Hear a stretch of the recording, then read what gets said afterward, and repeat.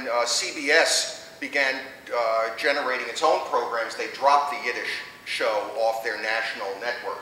But another station was about to take its place, and this was a station also inspired through the proactivity of a Yiddish newspaper. The paper was Forward, and the man whose vision it was to start broadcasting from the Forward was one of its editors. He was a revolutionary in Poland. His name was Baruch Czarny Vladek. Has anyone heard that name? It's really a shame. One of the great thinkers of the 20th century. Czarny Vladek was an activist. He was a progressive, and he believed in the mission of Yiddish socialism. And he believed that the Forward was in the vanguard of bringing culture and to uplift the Jewish community.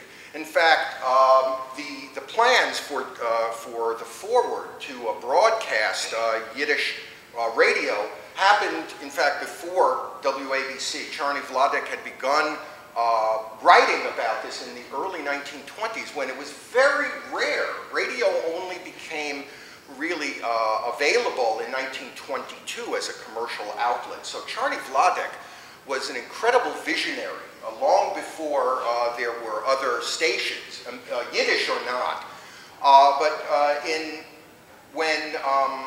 When WABC went off the air by 1933, this station that was founded by the Socialist Party, including Czarny Vladek, in 1927, it was named in honor of the recently deceased, three-time unsuccessful presidential candidate of the Socialist Party, the former head of the Railway Workers Union.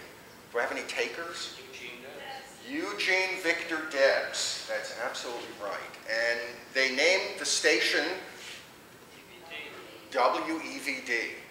By 1932, the Depression had really taken a major toll on the station and on the Socialist Party. The Socialist Party was basically almost defunct as a functional political movement.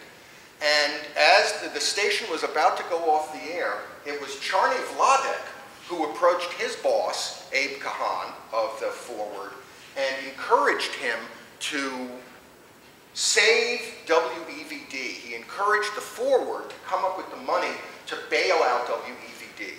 So in 1932, the Forward came up with $350,000 to save WEVD. But by 1933, with the Forward having taken over, an entirely new perspective was taken. What happened is the template that the Tug program had created of this living newspaper was now the work of the Forward. They took the same concept and they put it on the air. The Tug program, the only difference was the Tug program was on Tuesday nights at 10. Does anyone remember listening to the Forward Hour? When was it on? It was on Sunday mornings at 11 a.m., which was for the Jewish workers. This was an incredibly important time because this reached both people who were working in shops and in stores, but it also reached many of the people who were home. And the Forward Hour, in fact, if I've heard this story once, I've heard it like 1,000 times of people saying, in whatever neighborhood they were in the New York City area, in the Bronx or Brooklyn, if it was a warm spring day and the windows were open and hanging out of the windows were all the betgevant, you know, the blankets and pillows, and people were airing stuff out, you could walk down the street of a Jewish neighborhood and hear the show coming out of all the windows, and you would not miss a moment of the show. That's how ubiquitous this program was. The diamond and the tiara of all of the programming on WEVD was the Forward Hour. And the show was unbelievably popular. It used to weekly attract 400 people as a live studio audience. There was a full orchestra, each week, a different Yiddish theater chorus, soloists, editorial speakers, and dramatic displays taken from the pages of the Forward, such as the Bintelbrief, the advice column, was brought to life on the stage of the program. This was an unbelievably popular program. Everyone listened to it. So it's odd then that there are very few examples of the forward hour. In fact, there are no examples, full programs of the show in its golden era. Doesn't exist. What does exist, however, is this little tiny clip I'm about to play, and this will give us a kind of an idea of the program. This is the end of one of the show. We will have just missed a dramatic recitation, a Yiddish translation of Edgar Allan Poe's The Raven.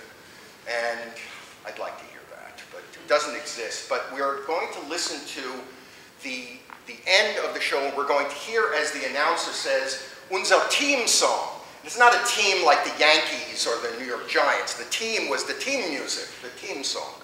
So this is the theme music of the show, and it's a medley. And let's see if we can identify the aspects of the medley, because this tells us the editorial background of WEVD. This is the forward program. I believe this is from around 1936.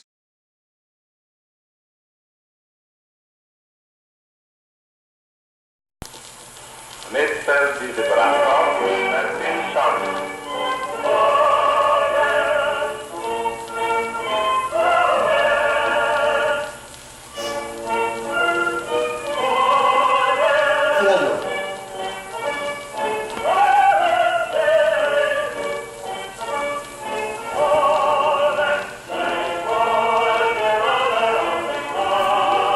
What's that? International.